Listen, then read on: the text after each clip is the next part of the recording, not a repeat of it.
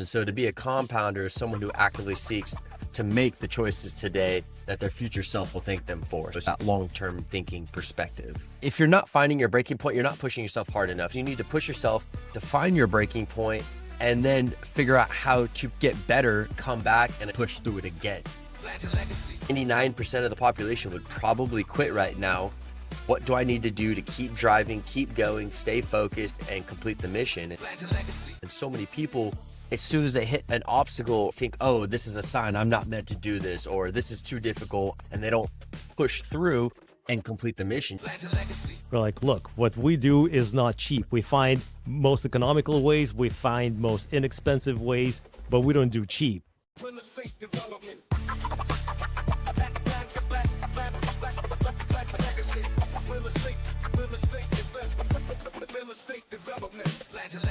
So Justin, for those who don't know you, what does it mean to be a compounder? What does the term mean? And how did you come up with it? Yeah, I've heard the term compound interest. You put money in the bank and your interest makes interest on your interest and it just keeps accumulating. Fully believe that life works the same way and every decision we make today will determine the lives we live tomorrow. How I'm living now in my 30s is a culmination of all the decisions that I made throughout my 20s, and how I live in my 40s will be a determination of all the decisions that I continue making throughout my 30s. So every decision that we make compounds. And so to be a compounder is someone who actively seeks to make the choices today that their future self will thank them for. So it's that long-term thinking perspective.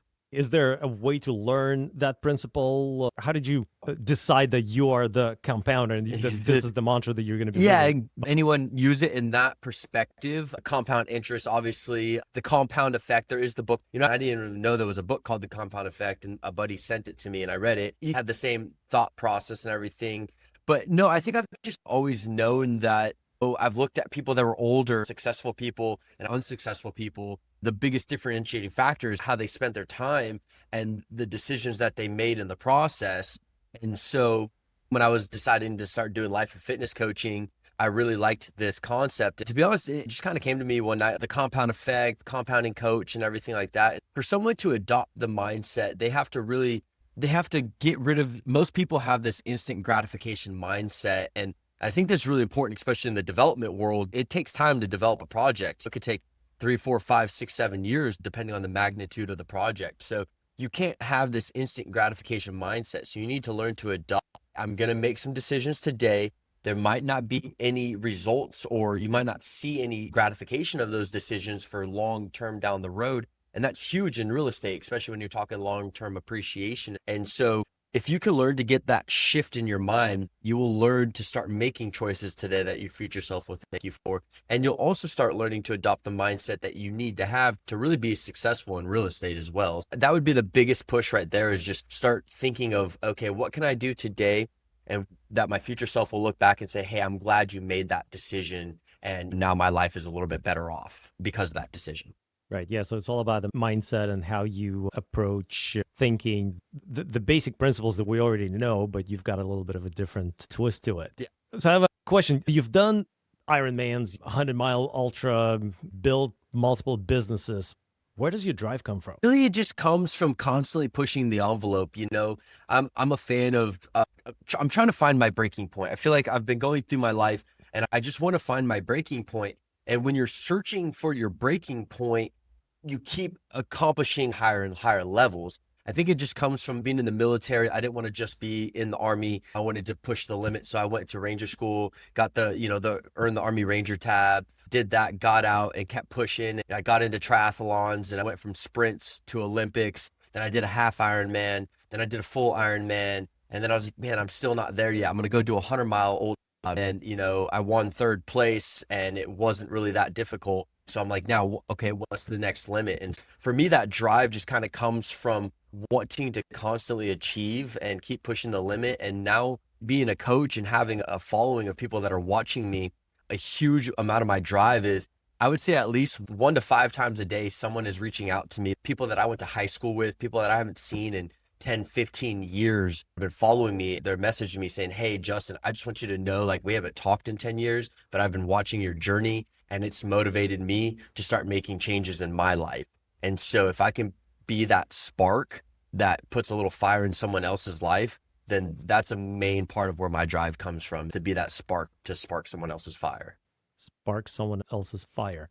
Help me understand. So you're trying to find that breaking point, but what happens when you do? You learn where your limits are, and then you learn if you're not finding your breaking point, you're not pushing yourself hard enough. You need to push yourself to find your breaking point and then figure out how to get better, come back and push through it again. It's not a matter of like, hey, I hit my point and now I'm done and like, this is it. No, it's like, okay, now I know where that threshold is. Now I need to learn how to train myself better, get myself more mentally right, whatever. Sometimes it's not always physical stuff. Sometimes it's mental stuff. It's raising a family. It's working a job. It's working 3 jobs. It's working 3 jobs and trying to maintain your fitness and trying to maintain a family. So in life, we're always going to find those breaking points, but it's how you come back and attack it and keep driving and persevering. I've hit my points where, not necessarily my breaking point where I've had to quit, but I've reached many points throughout my journeys where it's like, man, 99% of the population would probably quit right now. What do I need to do to keep driving, keep going, stay focused, and complete the mission? And so it's all about being able to push yourself and figure out how to complete the mission, no matter how difficult it is. How to complete the mission. Like relate in a way that whenever I find in the business world, whenever I find this major obstacle that I cannot overcome, my mind starts going in places of, okay, well, if I can't directly overcome this obstacle, what can I do to go around it? And then I try to find these lateral shifts. How do I go back, regroup? How do I achieve that? If the direct path is not possible, is there another option? Is there another route? So I guess it's a similar way of thinking. That's exactly how you differentiate the doers from the don't. Those that will complete it and those that won't is, a lot of people, here's where they are right now and here's where their objective is. And they think it's a straight linear path, but you're going to hit objectives and you're going to go out this way. Then you got to find a way to come back and keep going and you're going to go out this way. So you got to figure out how to zigzag and get yourself to that final objective. And so many people, as soon as they hit an obstacle, think, oh, this is a sign I'm not meant to do this, or this is too difficult, and they don't push through and complete the mission. You got to have that mindset of like, hey, this is where I'm at. This is where I need to be. And no matter how much of this I do, I'm going to get here, no matter what it takes. And that's the mindset you need to adopt. Excellent. Taking it to the real estate world, one of your businesses is short-term rentals, Airbnbs. Walk us through your first deal. What did you learn the hard way? How did that happen? How did you solve challenges? And what was the end result? A passion for real estate. After I got out of the Army, 4-bedroom house. I went to Arizona State University, 4-bedroom house, right campus. Cool. I didn't want to pay rent, so I went to school. I wanted to live for free, and I did. I bought the house. It was, $160,000 house with a low interest rate. My mortgage was like $700, $800 a month. Should have kept that house, but hey, I was able to rent rooms out and I cash flowed. It paid my mortgage, paid my utilities, and I made about $400 or $500 a month on top of that for 3 years. After I graduated with my undergrad, I sold the house for a $78,000 tax-free profit. I was also running door-to-door sales teams and I'm making really good money at that. So I had a pretty good chunk of money saved up. They say your net worth is your net worth. Mentors have people. So I had a mentor that had just bought an Airbnb in Gatlinburg, Tennessee in the Smoky Mountains, which is one of the most traveled to national parks in the country. He had bought it in 2019 and was killing it. And he showed me the numbers and he's like, bro, you should buy one. You should buy one. You should buy one. And finally I looked and analyzed his numbers and I was like, man, yeah, I should probably buy one. I started the search process and ended up buying my first cabin out there for $270,000. I was always smart. I always claimed taxes. I always paid a lot of money in taxes. I always had my debt to income ratios so I could qualify for properties. Sucked. I had to pay a lot of money in taxes, but I made a lot of money because of it. So bought my first Airbnb and I bought it. I closed on it March 5th, 2020. I bought it, put about 10 grand into it, renovated it, fixed it up, cleaned it up, put it on the market right at the end of March, early April, started getting bookings, had my first booking, and then the world shut down. I was like, man, what did I just do? I thought I just threw my money away. But it was actually really cool because I was living in South Carolina, not too far away at the time. And when the world shut down, I was like, well, I got nothing to do. So I spent 3 months living in my cabin. I had a hot tub, video game systems, arcade machines. I was living my best life. It was pretty fun. Little did we know what we were in store for, though. When COVID was over, this was the best thing that could have happened. this market. Everybody was tired of sitting at home, and those that had money and wanted to travel still wanted to travel. International travel was over. People were still scared to go places. So they were like, why not go to the Smoky Mountains, rent a really awesome Airbnb with the family where we can vacation and travel, but still be isolated in a cabin.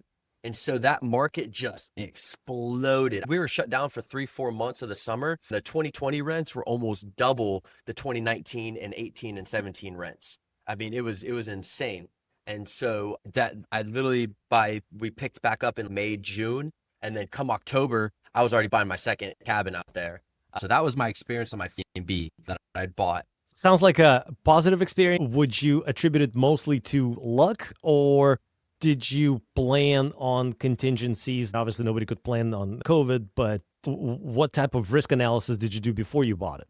I was looking at the numbers of my buddy's cabin, and his cabin had been a rental for, 10, 15 years. And I'd looked at the numbers, and it always made stable income. It wasn't like the sexiest returns. I mean, it was really good. So that rental market, the thing about Gatlinburg, Pigeon Forge, Dollywood, there are thousands and thousands of overnight rentals, and they've been there since the 80s and 90s. Cabin rental companies ruled them. You'd buy the cabin and then give it to one of the cabin rental agencies, and they would rent it for you.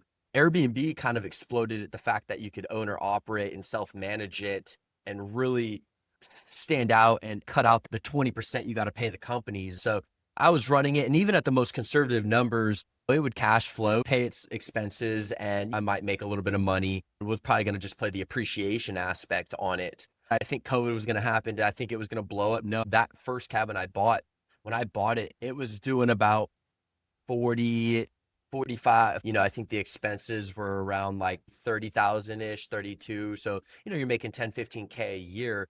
That year in 2020, I bought it. I only had it on the rental market. By the time COVID, from June to December, I made like 70K. I added 30K with less than half the year. In 2021, it was pushing 80, 90K a year in rentals. I bought another one and it snowballed. I ended up buying a total of 6 of them. In 21, that market got so crazy. This was when interest rates were like 3%. The returns, this market was exploding. These cabins were doing 100K a year in rentals. So all these cash buyers were selling their properties, 10/3 their money into this market. It was every property that hit the market within an hour of being on the market, it would be $50,000 over asking with 20, 30 offers, all cash. And it was just insane trying to buy. I found a niche where I made the money. Basically, all the turnkey rental properties were going. But there were cabins that had Airbnbs all around them. These people were like, we're old, retired, we're going to sell, move to Florida. None of the investors wanted them because they needed to be converted. So I was buying them for what seemed like pennies on the dollar at the time. And then I would move into them and I'd live there for about 3-4 months and convert them. They had certain criteria that I looked for. I had to be able to build epic game rooms, tiled walk-in showers. And then me and my buddy found a niche. Nobody was doing this. We invented this. All the cabins out there have it now. We started building mini golf courses at all the Airbnbs. Every Airbnb I bought had to have flat land, at least a half an acre. We'd build really awesome putt-putt mini golf courses, epic game rooms, hot tubs, fire pits. I was buying these properties for $500,000. Then I would convert them. I'd put 80 grand into them. I'd put them on Airbnb for 6 to 7 months. I'd get my 80 grand back out of it. I'd have $120,000 on the books, and then I'd sell them for 800 and 900 grand 7 months after purchasing it. And so that was the niche. I got into flipping Airbnbs. That was really cool. Who were the buyers? Were they investors that would also run it as Airbnbs, or were they people that would just own the vacation home? Airbnb. And so what they were buying, they were investors. Pretty much every single one of them was a 1031. Like one of them I sold for 950. I bought it for 500 grand, sold it for 950 grand 6 months later. And it was an all cash deal. They bought it cash. And when I sold it to them, it had $120,000 on the books. So they got to assume my bookings. They gave me 950 grand and I gave them 120 grand in rents right away. Good deal for them. At the time, it was investors, not vacationers, not at that pricing. How did you finance all these acquisitions? I wasn't doing DSRC loans, but they were basically like DSRC loans. The local area, they knew the market so well, and they could run the rents They could basically qualify you off the projected rents of the property. Since the interest rates are so, we're buying at 3 to 4% with the rates being what they were and what the projected rents were, they were enough to cover it. So as long as you had the 20% to put down on the property, they looked at my portfolio, they looked at me, they said, okay, you have 3 or 4 properties out here in the area that are cash flowing. They looked at my cash reserves in the bank, having the money to put the 20% down, and then they were able to qualify you based off the projected Airbnb rental rents. So it was essentially they were doing DSRC loans without it actually being a DSRC loan. And you're talking about debt service coverage ratio loan, right? Yeah. Factors in the income. Okay, perfect. Tell me about your biggest oh no moment in real estate. Something negative, something that taught you a lesson. I've bought 13 properties. I've flipped 13 properties. My average return for those 13 properties is $257. I haven't really had a bad experience except for I sold all my Airbnbs. I don't like Airbnb as a company anymore. The rents predicted them going down, and I sold at the peak of the market and walked away. I took all the cash, and now I'm doing full on fix and flips, like buying properties cash, self-funding, and doing the full renos.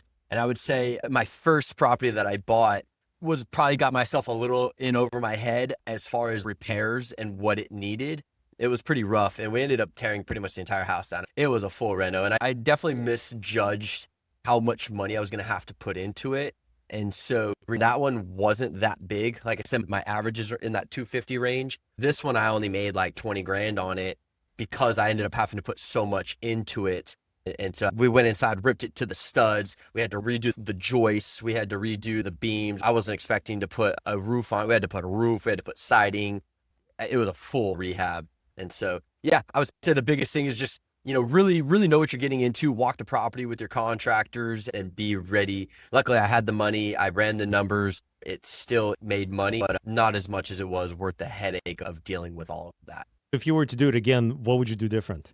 Would you not buy the property, or No. What kind of research would you do to prepare? I would look at the full picture. So it's like, okay, so now when I buy properties, again, you don't really know what you're getting into, especially these cash deals that if it's a good deal, you're fighting 5, 10 other people to try to buy it. You're competitive. It's quick. Sometimes you don't even get a chance to walk the property. It's as is. Hey, I'm closing in 7, 8 days. No, like there's not even a point in having an inspection or anything like that because the inspector's just going to walk in and be like, yeah, dude, this thing's jacked up. So I basically run the numbers. Now what I do is I run the numbers as if I have to rebuild the house, but not as a new build cost, but as a rehab cost. Roof, HVAC, hot wash, flooring, stuff what my costs are going to be. I run the numbers that way at full rehab plus the purchase price and then what my projected sales price is at minus 15% and see if that breaks even. If it breaks even at that point, then it's worth it because I'm doing a couple things. One, I'm rehabbing a house, keeping my contractors busy so they're happy. If I could break even, that's a win. And I'm providing a house back to the community. And that's absolutely worst case scenario. What I found is when I run it that way, 15 to 20% below my already conservative sales price, complete full rehab, and I run my break even number, then now I'm finding myself ending up in pretty good scenarios where they're, $100,000 plus profits because I end up not having to do half that stuff. That's how I run my numbers now. I'm glad it pencils for you. With my projects, every time I try to run numbers super conservatively, a lot of times I pencil myself out and the job doesn't make sense because costs are too high. When I run all of these contingencies, what is the worst case that can happen on all of these fronts and then go even more conservative? A lot of times we say, well, then we can't do the deal. I found that we have to find some compromises, assume some risk is going to happen, and then we figure out ways to mitigate those risks. Are you finding something similar? Price. I just recently got my real estate license just for, my residential license just to I hate dealing with agents who 9 times out of 10, I know more than they do. I can write the contract. I'm doing the negotiating anyways. I got my license since this is how I've gotten my last couple deals. I'll jump on Zillow and go to the properties that have been listed the longest, right? I'll go down and be like, okay, this property's been listed for 6 months or something like that. And I'll find the jacked up ones that meet all my criteria and check all my boxes. The last one I bought, they were asking $250,000 for it. And it was like, dude, this property's not worth 250 grand. I ran the numbers and at 250 grand, it was break even / maybe lose a couple grand. So it was like, okay, at 250, it doesn't make sense. And then I was okay, at 225 would be a good, decent deal. 200 would be a decent deal. And so the property was just sitting there. And I just went to them and said, hey, obviously you're not selling this property. You've probably been lowballed a bunch of times. Look, I'm an agent. I have cash. I'll give you $180,000 for the property. I actually write up the contract. I don't put an execution date on it. And I just send it to them and let them hold it. And it's like, here, here's that. Send them some screenshots of my bank account. And I've done that a couple times. Weeks to a month later, I'll get a call and say, hey, is that offer still good? Yeah, sure. You want to do it? Let's do it. And they say, okay. And so I picked up that deal. They were listed at 300. They were willing to go down to 250. I got it for 180 just because I was able to write up my own offer, show them the cash. Hey, I'm a buyer agent. Here's the properties I bought. And they were like, you know what? All right, screw it. Let's take it. And so that gave me a 70,000. So I was already breaking even at the 250. So then that gave me a $70,000 buffer and ended up not costing me nearly as much to renovate it as I ran the numbers. I'm getting ready to list it. And that property is probably going to make me about 280 grand. And so it's a amazing property and it turned out really well. I saved over 100 something grand in what I ran on my numbers. So it really worked out. That sounds amazing. What is your benchmark for profitability, IRR, equity multiple? What do you typically measure? Yeah. So I got jaded when I was flipping Airbnbs, I was literally getting $300,000-$400,000 every flip 6 months out. So when I went into the conventional world, even when I got my license, I was talking to my broker and I was telling him what I'm expecting and this is what I'm going to do. And he's like, you're not going to do that. Most people are happy to make 10, 15, 20 grand. And I was like, it's not even worth my time if I'm only making 20 grand. So me personally, I won't mess with a property if I don't see an upwards value of being able to profit at least 75 to 100 grand. I got the one I'm getting ready to sell. That one's going to make me at least over 250 grand. And then I've got another one that's in works as well. And that one should probably make about 120 grand. So that's typically, yeah, if I'm not making 75, then I'm not messing with it. So are you not borrowing any money? You're just acquiring them for cash, all your own cash right now? Yeah, I do have some people that I can borrow money from. Last year, I bought 4 properties at once. I bought one too many. I was using all my own cash and had a partner who was willing to go in with me on one of them. But for the most part, yeah, it's just, hey, here's my cash. Here's my bottom dollar. I'm not playing games. I'm not going back and forth. No, I don't want you to cut. If it's $1 more than what I'm offering you, I'm not messing with you. This is my cash price. Purchase it. And then I've got really good contractors that can get in. They take care of me. We do volume. I've done hundreds of thousands of dollars worth of work with them. They get in, they help take care of me. They get the project done. And then, yeah, we're able to at a pretty decent profit. So, okay. For property owners thinking about developing their own property, what is one mindset shift that they need to make? We started this conversation from mindset and I want to bring it back full circle back to mindset. No, like they want to renovate a property kind of like what I'm doing. I guess I should explain. What we do in our business is we typically partner with property owners and we help them develop it. Okay. I'm trying to merge the two concepts of renovation or full tear down or ground up construction. So if somebody has a property, whether it's a tear down or maybe they just bought it for business purposes, what is that mindset that they need to have? I mean, look, you've got to spend. That's why I've talked to a lot of investors, flippers, they want to do it as cheap as possible. They're nervous when it comes time to writing checks. You've got to adopt the mindset like, hey, we're getting ready to get into this. You got to be really willing to write some checks. One thing my contractors always love working with me is they send me an invoice for $40,000 and bam, within an hour, that's in their inbox. Wire sent. Here's your money, 40 grand, no problem. 80 grand, boom, here, no problem. You can't bat an eyelash. You can't think about it. Oh, this money's gone. I'm not spending money. I'm just moving it from my bank account into this property. As long as I ran my numbers and did everything right, it's just going to come back to me a bigger number.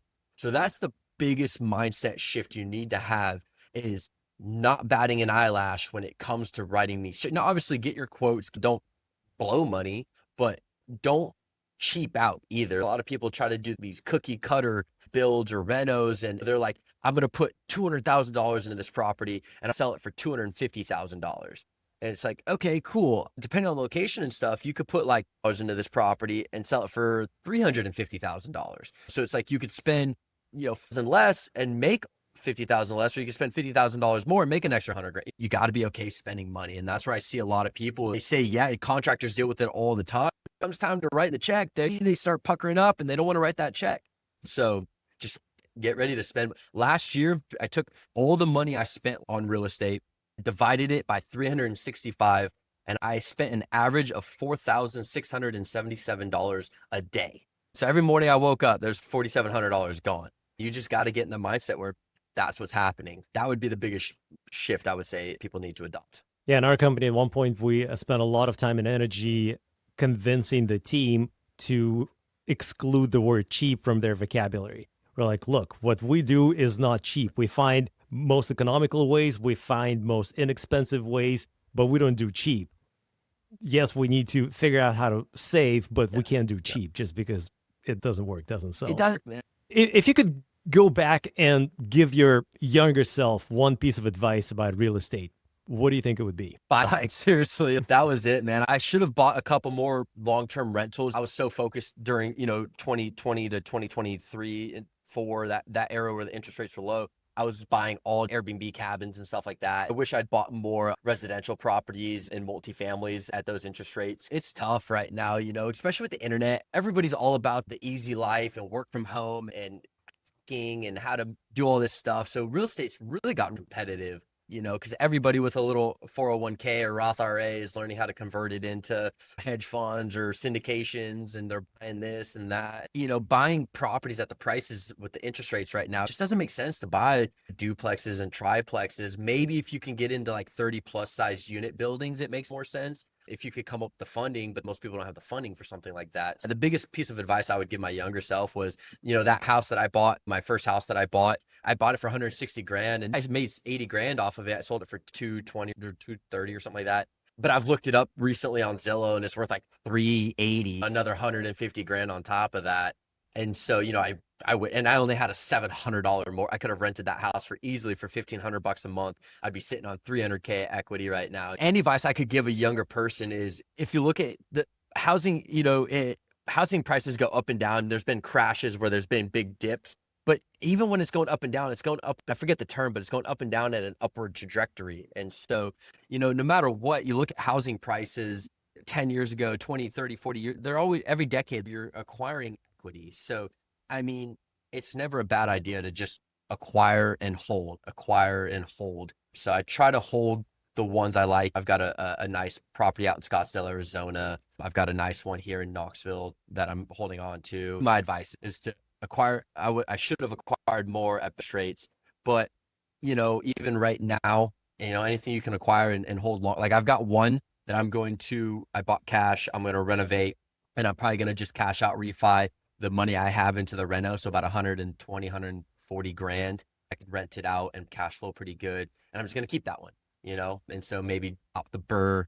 Even the burrs are cool, but even with the interest rates right now, it just makes it tough. You pull that money out and it's sometimes hard to even get the rents to cover what the mortgage is right now in some of these areas and stuff. So that's another factor you got to plan when purchasing a property. Okay, if I burr this property and I want to hold on to it long term, can I pull X amount and still maintain the payments of that property? Sorry, that went on a little tangent, but that right, to cover the debt service. Yes, you got to cover your debt. To come out of pocket to cover any gap that the renters are not able to cover, you bought the wrong property. If that's going to hurt you, that's going to hurt your debt to income ratios. That's going to hurt your bottom line. that's not good. So a break even is a win. They say in Vegas, if you walk away with the same money you came there with, that's a win. So yeah, you got to cover that debt service.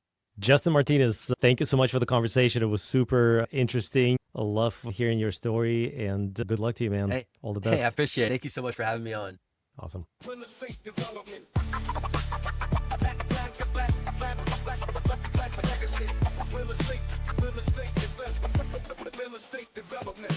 legacy.